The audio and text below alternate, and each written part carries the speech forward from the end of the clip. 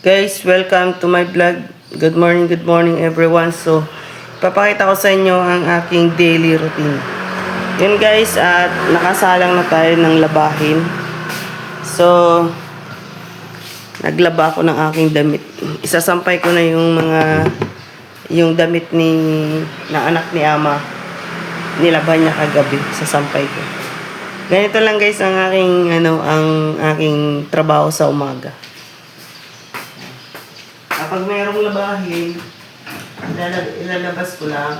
Siyempre, kumbaga, kahit hindi tayo inuutusan. Guys, kahit hindi ako inuutusan, ginagawa ko.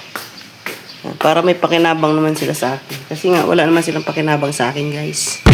Ayan. Para madilim. Samahan niyo ako, guys. Maglalagay ako ng langis sa gate dahil mahirap na itulak eh. Maglalagay ako ng oil.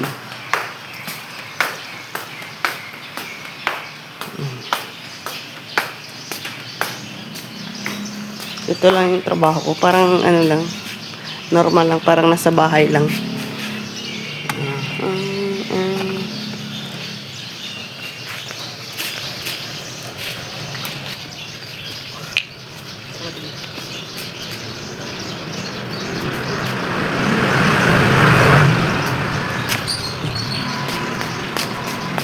Ay, ikaw.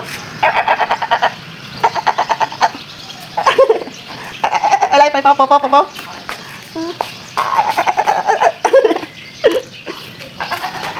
Yan, hinihintay ako dito ni Doggy.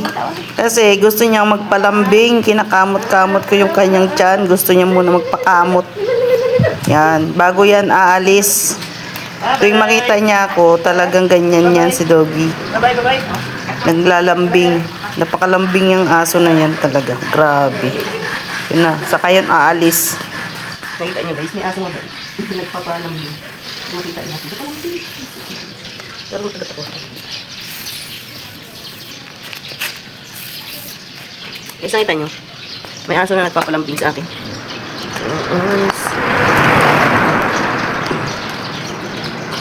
Parang malabo guys ah.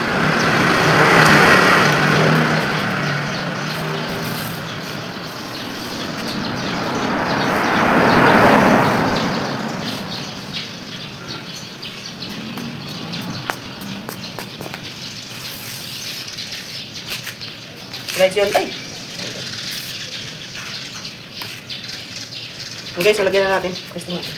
Wala. Wala na ito. Yun lang guys. Ang una nating ginawa sa umaga. Parang dilim ah. Para. Yun ang ating unang ginawa sa umaga guys. Mamaya, gagawa tayo ng pagkain ni Ama. Pakita ko sa inyo. Ganun lang.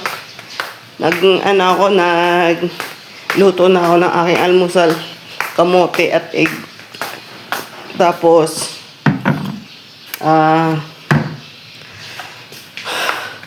gainom pa ako. Hirap talaga guys. Alam sa gabi, nag-exercise ako. Hirap magpapayat. Parang lumaki yung tiyan ko sa kakamukbang. Hindi na ako nagmumukbang ng kanin. Magagawa pa pala ako ng lugaw ni Ama. Ayan.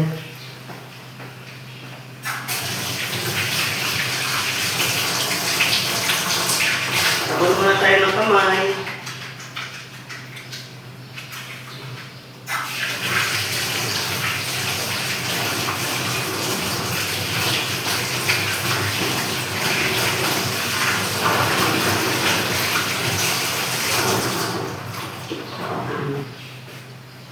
Guys, ito yung ating almusal today. Kamote at egg. Yan. Yan lang, yung kamote, iluluto pa natin ng isang beses pa.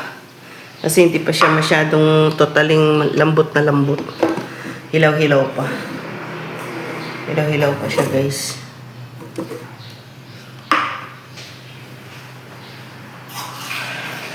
Tinanggal ko lang yung egg kasi baka ma-overcook man. Uy.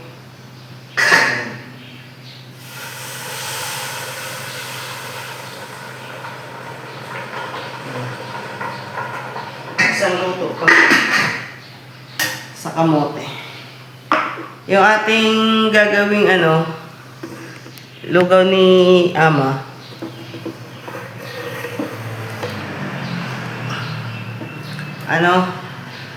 Ito. Ano ang tawag dito? Asparagus. Press na asparagus yan. Tsaka labanos. Ito yung sangkap ng lugaw ni Ama. Tapos lagyan natin ng isda.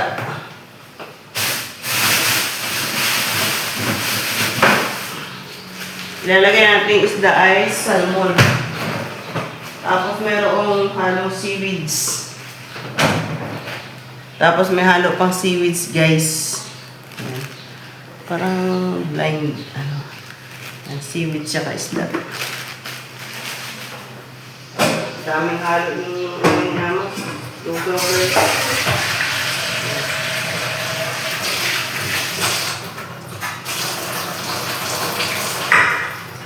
Sabot pa yung, parang may pa yung tomato.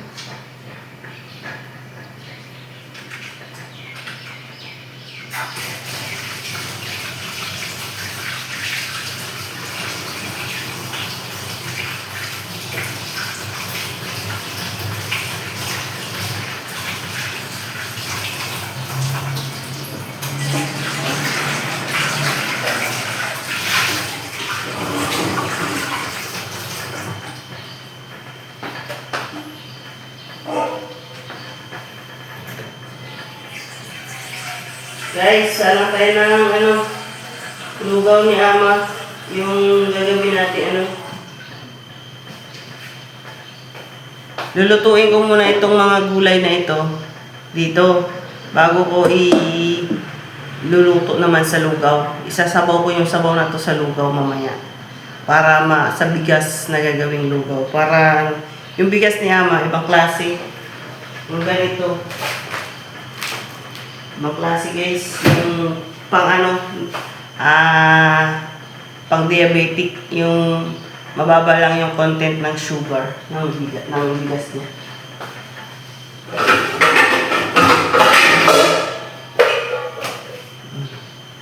Guys, kumukulo na yung labanos.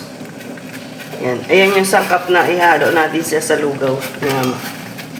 Guys, ito na yung sinasabi ko sa inyo. Pag nagluto ako ng lugaw ni Ama, ito mismo, yung sabaw na to ay siyang sinasabaw ko dito sa bigas. Yan, nagagawing lugaw. Napakakunti lang ng bigas na ilulugaw ko. Kasya na rin kay Ama. Kasi dumadami pa naman yan eh. Tsaka kunti lang naman yung kain ni Ama. May takal yun. Kaya sayang naman kung dadamihan ko at itatapon lang din. Diba? At sobrang mahal pa nung bigas niya na ginagamit. Yung ganitong bigas, yun. Yung mga ganito, guys. Hindi ko alam kung anong tawag dito. Parang sa atin, brown rice. Yun, guys.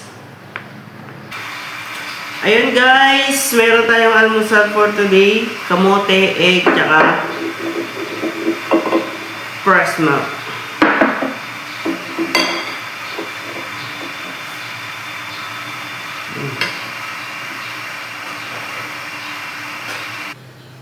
Ayun, guys, tapos na tayo kumain.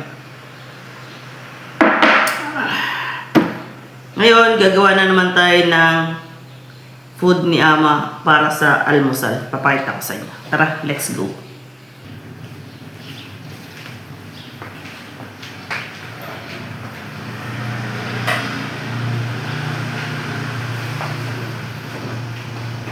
Yun, guys, pakita ko sa inyo kung paano tayo gagawa ng ito. Wafer oats. Yan.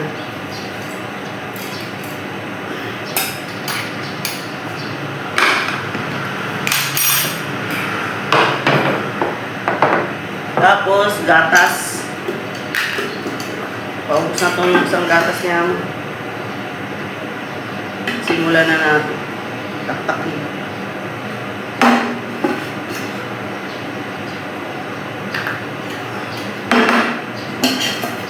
Guys, ito yung almusal ni Ama everyday. Hindi naman puro kain lang yung pinapakita ko lagi sa inyo. Trabaho din. Baka sabihin nyo, puro kain na lang ginagawa ko. Diba? Trabaho din baga.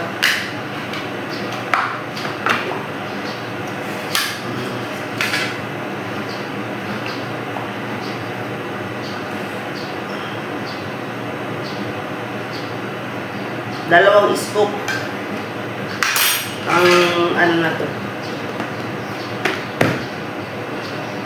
Tapos merong halong ano black sesame powder. Isang scoop naman.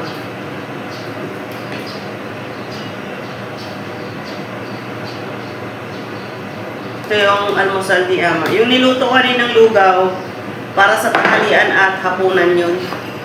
Sa umaga ko siya piniprepare para hindi na makaabala sa akin dahil si Ama ay matagal ko siyang linisan. Hanggang alas 10. Umaabot ng 2 oras guys ang tapos. Kaya kailangan natin maaga gawin yun.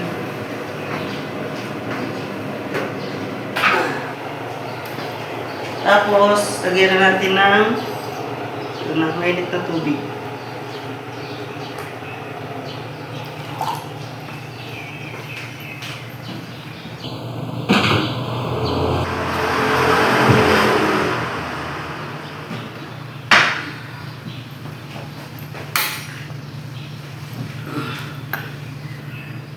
Ganyan-ganyan natin guys. Habang inaasikaso natin si Ama, ay pinapalambot na natin siya sa ito. Para pupunasan ko, kukunan ko muna siya ng BP. Tapos, painumin ng maligamgam na tubig. 2 baso yung baso niya. Pagkatapos, ay patututbrasin. Tapos, pupunasan ng mukha bago ko siya papakainin na to. Yun lang guys, ang aking daily routine sa umaga. No? Hindi ko naman kasi pwedeng ipakita si Ama na inaasikaso ko siya sa camera. Kaya sinasabi ko na lang sa inyo, ha? At bawal po yun. At tayo'y technical. Alright. At magcha-charge na rin tayo. 10% na lang yung aking battery. Ayun lang guys. Thank you so much sa lahat po na nandito. At sa lahat ng sumusuporta sa aking video. Ayun lang. At siyempre sa kay admin, thank you so much. Parang may pa ako, minum lang ang tubig eh. Yan lang guys ang daily routine ni Neil Agmangs TV. Alright, thank you.